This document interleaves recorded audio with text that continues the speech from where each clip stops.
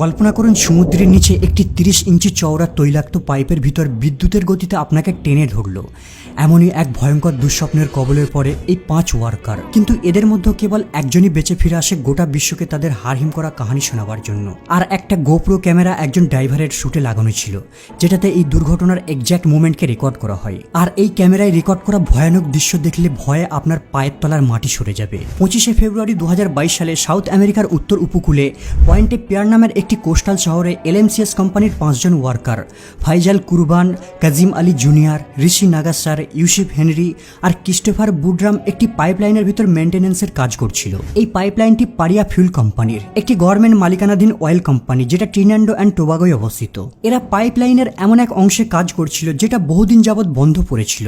এটা একটা ইউ আকৃতির 30 ইঞ্চি চওড়া পাইপ ছিল, যেটা সমুদ্রের তলদেশ দিয়ে গেছে। এই পাইপটিকে বার্থ 5 থেকে বার্থ 6-এ ক্রুড অয়েল ট্রান্সপোর্ট করার জন্য ডিজাইন করা হয়, যেখানে তেল শোধনাগার রয়েছে। সেদিন এই ওয়ার্কারগুলোর কাজ ছিল পাইপলাইনের ভিতরের অংশে প্রবেশ করে রিপেয়ারিং করার জন্য সমুদ্রের জল থেকে পাইপকে সেপারেট করা। এই কাজটি করার জন্য তারা একটি বিশেষ হ্যাবিটেড বেলকে পাইপের উপর রাখে। এই সিস্টেমের সাহায্যে এয়ার প্রেসার ছেড়ে সমুদ্রের জলকে বাইরে বের করে ভিতরে একটি শুষ্ক স্পেস তৈরি করে, আর সেখানে দাঁড়িয়ে ওয়ার্কাররা কাজ করবে। এই হ্যাবিটেড মেশিনটি 8 foot by 8 foot cube structure ছিল, যেটাকে পাইপের উপর রাখা হয়।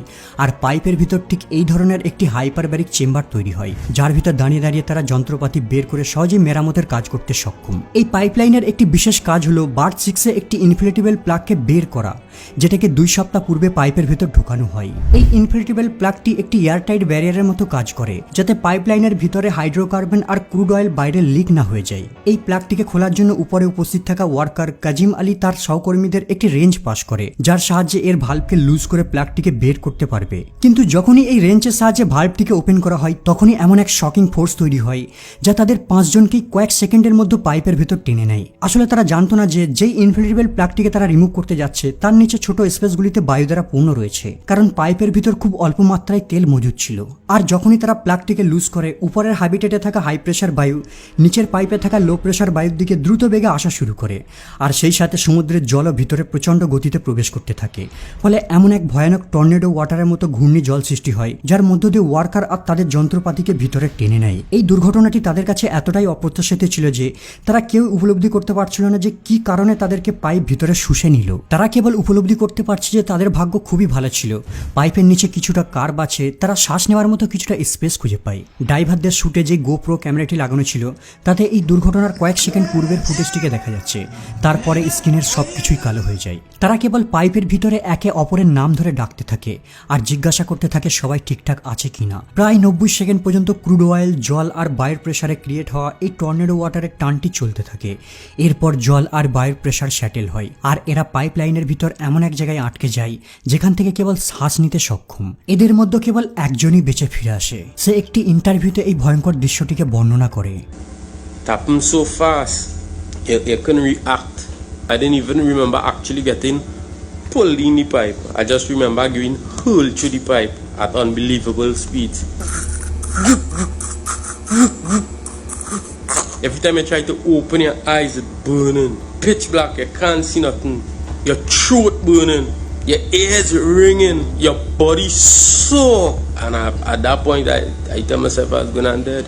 এখন তো কেবল তাদের বেঁচে থাকার লড়াই শুরু, কারণ তারা 1200 ফিট লং পাইপের ভিতর হারিয়ে যায়, যেটা 4টে ফুটবল মাঠের সমান বড়। আহত, বিভ্রান্ত আর আতঙ্কের মধ্যে থাকা সত্ত্বেও তারা একে অপরকে সান্ত্বনা দেওয়ার জন্য কথা বলতে থাকে। ক্রিস মনে করেছে তাদের মাথাটা পাইপের ভিতর প্রথম নিক্ষিপ্ত হয়, তাই তাদেরকে পেছনে হামাগুড়ি দিয়ে পাইপ দিয়ে বেরোতে হবে।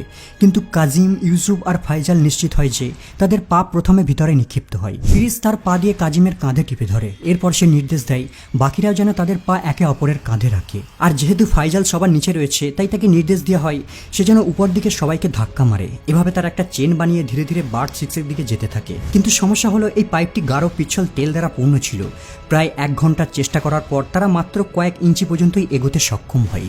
ভাঙা হাত পা, চোখ আর নাকে সর্বদা ক্রুড অয়েলের জ্বালা, আর তার সাথে কালো ঘন অন্ধকার, সব মিলিয়ে এই জায়গাটি নরকের থেকেও এক ভয়ঙ্কর রূপ ধারণ করে। প্রায় কয়েক ঘন্টা চেষ্টা করার পর তাদের সামনে আরও এক ভয়ঙ্কর বিপদ দেখা দেয়। তারা যতই সামনের দিকে আগিয়ে চলেছে সি ওয়াটার লেভেল ততই বেড়ে চলেছে। তারা তাদের মাথাকে উপর দিকে তুলে ধরে, কিন্তু সামনের লাইনের ব্যক্তিটি লক্ষ্য করে যে শ্বাস নেওয়ার জন্য কেবল 6 ইঞ্চি মতো স্পেস রয়েছে। পেছনে থাকা 2 ওয়ার্কার সব থেকে বেশি আহত ছিল। তারা অনেক কষ্টে শ্বাস নিচ্ছিল। ক্রিস আর কাজিম আলী সামনে থেকে পুরো টিমটাকে লিড করছিল। তাই তারা ঠিক করে তাদের শ্বাস হোল্ড করে সামনের দিকে আগিয়ে যাবে, যাতে তারা অন্য কোনো এয়ার পকেট খুঁজে পেতে পারে। তারই চেষ্টা তারা করবে। ক্রিস আর কাজিম তার সাথীদের প্রমিস করে যেমন করেই হোক তারা বাইরে বের হওয়ার পথ খুঁজে বের করবে, আর বাকি সাথীদেরও উদ্ধার করতে কোনো না কোনো উপায় খুঁজে বের করবে। প্ল্যান অনুযায়ী এরা দুইজনই তাদের মাথাটিকে যতটা সম্ভব উপর দিকে রেখে সামনের দিকে আগিয়ে যায়। এরপর শ্বাস হোল্ড করে জলের মধ্য দিয়ে সুইম করে যতটা সম্ভব সামনের দিকে অগ্রসর হয়। বেশ কিছুটা সুইম করার পর তারা দুইজনেই দ্বিতীয় এয়ার পকেটের কাছে পৌঁছায়। আসলে পাইপটি বেঁকা হওয়ার কারণে কিছু কিছু জায়গায় এয়ার পকেট রয়েছে। তারা দুইজনে প্রায় রাইজার পাইপের কাছাকাছি চলে এসেছে, যেই পাইপের সাহায্যে তারা বাইরে বের হতে পারবে। ভাগ্যক্রমে তারা রাস্তায় 2টো অক্সিজেন ট্যাঙ্কের সন্ধান পায়, যেগুলি তাদের সঙ্গে পাইপের ভিতর চলে আসে, যেন তাদের এগুলিরই প্রয়োজন ছিল বাইরে বের হবার জন্য। তারা দুইজনই সামনে এগিয়ে যাবার জন্য 2টো অক্সিজেন ট্যাঙ্কের ব্যবহার করতে থাকে। কাজিম নামের এই ওয়ার্কারটি গুরুতর আঘাত পাওয়ার কারণে সামনের দিকে দ্রুত এগোতে ব্যর্থ হচ্ছিল। তাই তারা ঠিক করে এই 2টো ট্যাঙ্কের সাহায্যে অনলি ক্রিস একাই বাইরের রাস্তা খুঁজে বের করবে, আর ভিতরে আটকে পড়া 4 জনকে উদ্ধার করার জন্য রেস্কিউ টিম ডেকে আনবে। ক্রিস যে সবার আগে ছিল তার অক্সিজেন ট্যাঙ্কটিকে বুকের কাছে রাখে আর ধীরে ধীরে সামনের দিকে আগিয়ে চলে। কিন্তু তার মনের মধ্যে হঠাৎ আরও একটা ভয় জেগে ওঠে। কি হবে যদি এটা বার্থ 6 না হয়ে বার্থ 5 হয়? কারণ বার্থ 5-এও একটি ইনফ্লেটেবল প্লাগ আটকানো রয়েছে। প্রায় 50 ফিট সুইম করে সে উপরে পৌঁছায়। এরপর সে তার সৃষ্টিকর্তাকে স্মরণ করে আর লাস্ট টাইম নিজেকে উপর দিকে পুশ করে, আর ফাইনালি ক্রিস মুক্ত বাতাসে শ্বাস গ্রহণ করতে পারে। বার্থ 6-এ পৌঁছাতেই ক্রিস জোরে জোরে পাইপে হিট করা শুরু করে আর বেঁচে থাকা এনার্জি দিয়ে চিৎকার করতে থাকে। সেখানে থাকা শিপের একজন ক্রু মেম্বার তার আওয়াজ শুনতে পায় আর তাকে চিনের সাহায্যে সাকসেসফুলি রেস্কিউ করে নেওয়া হয়। খোলা আকাশের নিচে আসতেই ক্রিস তাদের জানায় এখনো পাইপের নিচে কিছু এয়ার পকেটে 4 জন ড্রাইভার জীবিত আটকে পড়ে আছে আর তারা খুবই খারাপ কন্ডিশনের মধ্যে রয়েছে। ক্রিস যতটা সম্ভব 4 জন ড্রাইভার আর তাদের পজিশনকে ডিটেলে বর্ণনা করার চেষ্টা করে, কিন্তু দুঃখের বিষয় এলএমসিএস কোম্পানির টিম ক্রুর এই স্টোরিটিকে বিশ্বাসই করতে পারছিল না। কোম্পানিরা অনুমান করে যে পাইপলাইনটি তেল দ্বারা পূর্ণ রয়েছে আর যা অক্সিজেন ট্যাঙ্কে রয়েছে তাতে কেবল কয়েক ঘন্টা পর্যন্তই বায়ু থাকবে। কিন্তু ক্রুশের বারবার অনুরোধ করার পরে ড্রাইভাররা সমুদ্রে নামে আর পাইপের ভিন্ন ভিন্ন জায়গায় ট্যাপ করতে থাকে, আর এর উত্তরে আটকে পড়া ওয়ার্কাররাও ভিতর থেকে ট্যাপ করে তাদের লোকেশনকে জানাবার চেষ্টা করতে থাকে। ওয়ার্কাররা বাইরে থেকে পাইপে টোকা মারার শব্দ শুনে তাদের মধ্যে এক আশার আলো জেগে ওঠে। তারা ভিতর থেকে অপেক্ষা করতে থাকে এবারে হয়তো প্রফেশনাল ড্রাইভাররা তাদের ইকুইপমেন্টের সাহায্যে রেস্কিউ করতে আসবে। তারা ঘন্টার পর ঘন্টা পাইপের ভিতর উদ্ধার কার্যের জন্য অপেক্ষা করতে থাকে।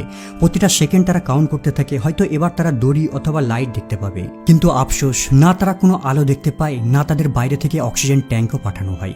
ধীরে ধীরে সময় অতিবাহিত হতে থাকে আর 4 ওয়ার্কার আহত আর ক্ষুধার্ত অবস্থায় তখনও অপেক্ষা করতে থাকে। তেলের ধোঁয়া, সি ওয়াটার লেভেল বৃদ্ধি আর কার্বন ডাই অক্সাইডের কারণে একটা সময় তারা জীবন যুদ্ধে হেরে যায়। আসলে তারা এমন এক জায়গায় আটকে পড়েছে যার কারণে এলএমসিএস কোম্পানি বুঝে উঠতে পারছিল না যে কিভাবে তাদের উদ্ধার করবে। তাদের উদ্ধার করতে গিয়ে বাকি ড্রাইভারদেরও কোম্পানি বিপদে ফেলতে চাইছিল না। আবার কারো মতে তারা ভিতরে অলরেডি মারা গিয়েছিল আর ভিতর থেকে অন্য কিছুর শব্দ তাদের কাছে রিফ্লেক্ট হচ্ছিল। এই ঘটনার কয়েকদিন পরে তাদের লাশকে উদ্ধার করে নেওয়া হয়, কিন্তু ময়নাতদন্তের রেজাল্ট ঠিকভাবে পিন পয়েন্ট করতে পারছিল না যে এক্স্যাক্ট কোন টাইমে তারা মারা গিয়েছিল। একটি রিপোর্ট অনুযায়ী তারা সানডে পর্যন্ত জীবিত ছিল, অন্য একটি রিপোর্টে এদের মধ্যে একজন মন্ডে পর্যন্ত জীবিত ছিল। মানে কোম্পানি চেষ্টা করলে তাদের রেস্কিউ করতে পারত। Everything inside me was hoping a rescue was going on. Nobody was making an attempt to rescue me.